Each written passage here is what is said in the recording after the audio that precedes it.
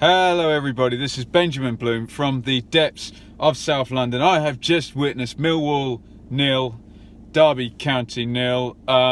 Context, I'm an Ipswich fan but I live in London. So Millwall Derby seemed quite the game to go to on a Tuesday night, and it was a pretty interesting game despite there being no goals. Quick aside, last time I did Derby, it was Derby Bristol City, and I got a load of pelters from Derby fans about saying Cameron Jerome died for a penalty. It turns out he did get fouled, but he did fling his hands up in the air, and I only get to see it once before I make these videos. So yes, all the Derby fans that corrected me, you were correct. Anyway, onto this game tonight. So Millwall, I like watching Millwall. They're one of the few teams that still play 4-4-2. Everyone else plays 4-2-3-1, and I'm quite interested from my own view as an Ipswich fan, because it seems like we've got 4-4-2 players but have been sucked into playing 4-2-3-1, just following the trend of the rest of the division. Neil Harris has none of it, and he's nice old school 4-4-2. I don't see it very often, so I like watching it. So Archer in goal, McLaughlin right back, Meredith left back, two big strong centre backs, Hutchison and Cooper, Saville in centre midfield with Williams, Ferguson off the left, Wallace off the right, and one up, one down up front, Elliott and Gregory, although I think it would usually be Morrison is kind of still the top man there at Mill. Derby, it's getting quite familiar, this team. I've now seen Derby 4 times this season. They have a very strong nucleus at the back of goalkeeper, back 4 and 2 in front that never seems to change. So Carson in goal, Wisdom right, Forsyth left, Keogh and Davies the centre halves, and then you have Thorne and Huddleston sitting in front. Tom Lawrence, my former Ipswich loanee, started on the left but moved around in the second half. Vyman down the right, Vidra off, Nugent at the front.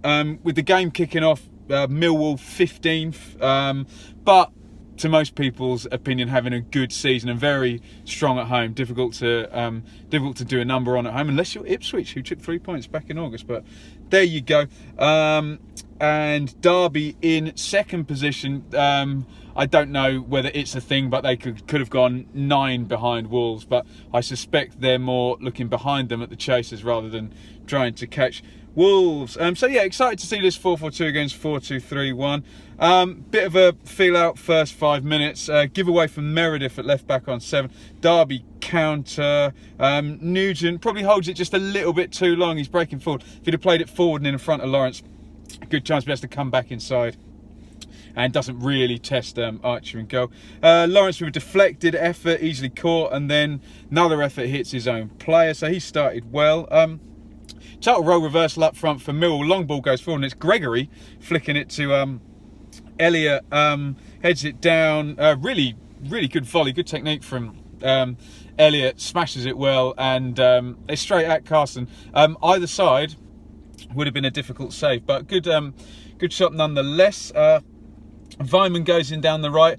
Archer, poor parry from the cross. Vidra shoots from about 6 yards, and it's Hutchison who throws himself at it. Certain goal, if not great block. So I should say Hutchinson, not Hutchison. Very strong penalty shout here for Millwall. Derby basically fluff 3 separate clearances, kind of 3 missed kicks in one phase of play, which was kind of strange for such a technically good set of players. The cross goes in, and there's a big high foot on Gregory. Goes in with the head. I would not have been surprised if that's a penalty. I guess the high foot rule is dangerous play, so be interested to see a replay of that. One of those ones that could have gone either way, but certainly big shout from the old Millwall crowd. The rest of the first half kind of falls into a pattern of Derby keeping the ball and playing the football, but Millwall pressing well in midfield, trying to not leave space behind them and trying to get it up long to Elliott to head and Gregory to chase particularly. Meredith with a cross and Elliott with a weak head at Carson, and that's all she wrote for the first half. You would say Derby had the better of it, the most of the ball, but the challenge here, you come to Millwall, you have to deal with the atmosphere, you have to get in behind a strong defensive unit, you have to beat their midfield press, and you have to defend against their against their awkward forwards to play against. So that's the challenge. If you're a top football team, you will beat that. And you know, it doesn't matter how much possession or what have you that Derby have. You've got to get through and score that goal, particularly if you're in a promotion chase. Into the second half. Millwall started the second half pretty well. They kind of get the territory as you can from a restart like that. Saville has one blocked, and they cause an early corner. Great breakout from Wisdom though, and this kind of switches the dynamic of the game. Breaks all the way out of defence, but unfortunately it was a right back's pass. He dribbles it all the way out the pitch, and Lawrence would have been in again, similar to the first half. He kind of gets it played not ahead of him and kind of has to stop back and check when he would have been in on goal with a decent final ball. Now Derby is strongly on top for the next kind of 5 minutes, but it's all possession and territory. But I'm going to keep repeating myself. They never got behind Millwall round the back with Vyman or Lawrence, or in behind with Vidra feeding it through. So well done Millwall for a kind of strong defensive show. They're standing firm, and only real effort for the next 10 minutes as Huddleston bangs one over. And that was quite symptomatic, because it was one of those ones where the Millwall midfield had squeezed right onto the back four, and they were just having to pass it along. And in the end, Huddleston was all right, screw it, I'll have a shot then. So Derby camped in the Millwall half, but then a big boot over the top, and Gregory's chasing behind, and Curtis Davis gets a last-ditch tackle, not close to the goal, but if Gregory had got past him at that point, he's either going to take him out for the red card for the obvious goal scoring chance, or Gregory is in on goal. From the corner, Cooper heads on. Elliott swivels, it's a great chance, and he smashes it over. That was the best chance for Millwall. If they were going to score, it was going to be off a diagonal or a corner. By the way, I've got no problem with that. You know, it's a competition, and whoever scores the most goals wins. So, but that was the chance for Elliott.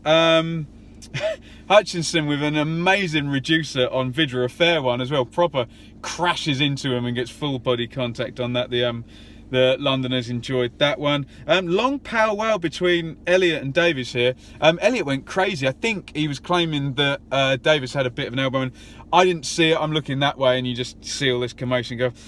Strangely though, Elliott takes the yellow card and Davis doesn't. He kind of cleverly sort of walked away.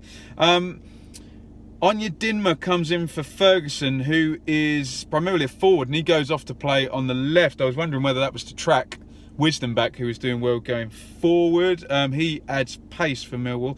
And then Rowett makes his play. Now, last time I didn't find his substitutions imaginative or good. It was 0-0 against Bristol City when I saw them, and he kind of waited and then did a triple substitution, and I was kind of like, that's not very nuanced. He goes for the double today, and it's still like for like stuff. Jerome in for Nugent. Yes, I've admitted it, that was a penalty on Jerome against Bristol City, just to reiterate that. Winnall in for Vidra, who's probably still feeling the effects of that tackle 5 minutes before. Great break by Onyedinma down the left, gets a lucky bounce, and it falls nicely for Wallace. Oh, it's a right-footed shot. He hits it really well, but it's straight down the middle of the goal. And Carson, who a lot argue ex-England keeper is the best in the division, makes the save when called on, you would expect. My guy, Tom Lawrence, off he goes, and Anya comes on. And then 2 minutes later, Anya has the ball in the net, but it's disallowed.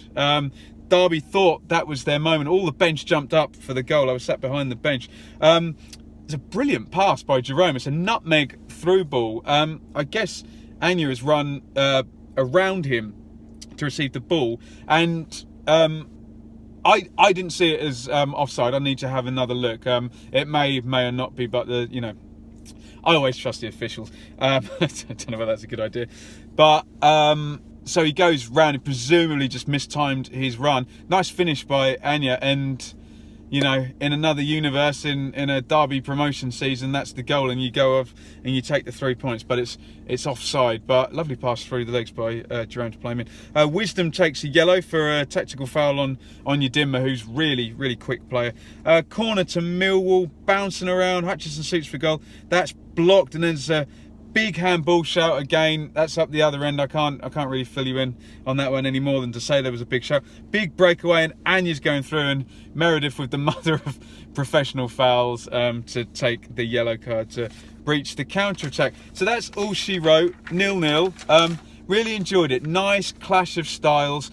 Old school 4-4-2 from Millwall, pressing midfielders, big centre halves, defending the space behind them, one up, one down up front. And they say to these, good quality teams like Derby, come and play us. If you're better than us, you'll beat us. If not, we're going to beat you, or, we're going to shut you out and we're going to get a 0-0. Obviously, I've seen Ipswich lose to Derby and not be able to shut them out in a very different kind of style. So I applaud Millwall's defending. I applaud their energy in midfield. I would suggest, I say this a lot, but it's the sum of the parts for Millwall. I would suggest Saville in midfield and Wallace have good quality. If I was going to pick out any one of their players, you can see Gregory is like a classic championship player. He's just got that key weakness, but you think he could be a really good striker if he got everything together. He's pacey, hard to play against, but maybe the finishing or the anticipation isn't quite there. But this is the Championship, not the Premier League. If there's no weaknesses, they wouldn't be here. They'd be in the Premier League. So Derby, not the best I've seen them. Derby are incredibly solid. They've got very experienced and very big, powerful back four. I'd call it a back seven even. That whole unit really functions well, and I'm sure if you check back Derby's record, they've got a lot of clean sheets from that. My contention with Derby, and I'll be really interested in the comments, especially Derby fans to see them week in, week out, is Rowett too conservative? Because I've seen 3 of the 4 games I've seen Derby play, they've not scored. I saw Ipswich beat them at Pride Park. I saw them draw 0-0 with Bristol City at Pride Park, and I saw them today draw 0-0. So 3 of the 4 games have been shutouts, and I just wonder, if you're going to finish second in that league, is there enough goals in a system where essentially the first job of 7 of your players is to hold back and defend? Yes, I appreciate that Thorne and Huddlestone are really good passers and do get forward, but I think Rowett is by nature cautious, similar to Mick McCarthy. I mean, some people would say on the other end of his career to Mick McCarthy. But so I just wonder, have Derby got enough support for their flair players, Vidra, Lawrence, Vyman, and I mean, I'm dead set against David Nugent because he scores against Ipswich 15 times or however many it's been in his career. But I don't know whether he's good enough as a lone striker, and would Derby need something a bit more, either a bit more dynamic with pace or a bit more powerful up the front there. So that would be my contention. In analysis of Millwall, the guys sitting around me in the Millwall stand said, if they finish 15th, that's a good season, bring the attendances up, bring in some more money. And we saw Tim Cahill announced before. So different to watching Ipswich, they chant the manager's name, they're behind the team. And one thing I'm always impressed with Millwall, 3 sides of the ground, all chanting as well, kind of nicely united club there. So pretty impressed with Millwall on the basis that I saw Derby take Ipswich apart. Like I say, for Derby, is that the sort of game, no disrespect to Millwall obviously, that if you're going to finish second, you need to take the 3 points. You need to push a bit more forward. Am I right to question, is Rowett too cautious? You've got Aston Villa chasing, you've got wily old Warnock with Cardiff chasing, you've got Bristol City who seem full of energy chasing as well. So, excuse me, is that going to be enough, that cautious approach, for Derby to see second? And if they do drop into the playoffs, you can see them drawing both games 0-0, and then the extra time and penalties, being cautious. So Derby fans, let me know what you think in the comments. In terms of a Derby star player, always impressed with Keogh. He's a really kind of useful captain. Huddlestone had one of his better games I've seen today. A lot of passing, but just that 2 banks of Millwall back 4. Anyway, let me know what you think in the comments. Like I say, whether I'm right or wrong. I'm actually going to be seeing Millwall again on Saturday. I'm going to be at Reading versus Millwall. So please give this channel a like and a subscribe and a thumbs up. And really interested, Millwall fans, Derby fans, in the comments. Let me know what you think. Thank you so much for watching. Follow me on Twitter @Benjamin Bloom, and keep watching my videos for more Championship reviews. See you later.